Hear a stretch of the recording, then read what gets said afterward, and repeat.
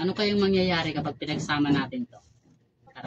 Siyempre, una muna nating nilinisan yung pansit tsaka yung ating pakbet. Pagkatapos natin silang linisan ay nagisa-gisa na agad tayo ng sibuyas. Di ko nga pala alam kung may gumagawa na rin ng ganito. Kasi alam ko kadalasan hinahalo nila sa pansit is yung mga pang chop suey na gulay. Tayo naman susubukan naman nating ihalo itong pakbet. Hindi naman natin masasabi na tayo lang yung nag-imbento o tayo lang yung gumagawa nito. Marami ring iba kasi marami ring ibang gipit sa buhay, hindi lang tayo. Pero ipapakita ko sa inyo na pwede pala siya. At kaya ko nga pala nilagyan niya ng kalahating basong tubig para may tubig na kukulo at maglalanta doon sa ating gulay bago natin ilalagay yung pansit. Maglalagay tayo ng toyo pero hindi naman masyadong marami kasi hindi natin lalagyan ng sabaw baka umalat. At syempre sa bawat luto natin hindi talaga nawawala ang bitchin. Naglagay na rin ako ng oyster sauce para doon sa pansit para medyo lumapot-lapot at medyo matamis din siya ng konti. Pagkatapos natin siyang timplahan ay tatakipan lang natin siya ng konti para mas maluto pa siya at lumambot. At nung binalikan na natin siya ay palagay ko ay okay na, kaya naman isali na natin sa magandang lagayan para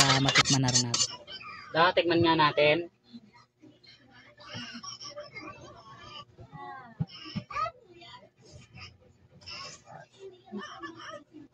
Sarap.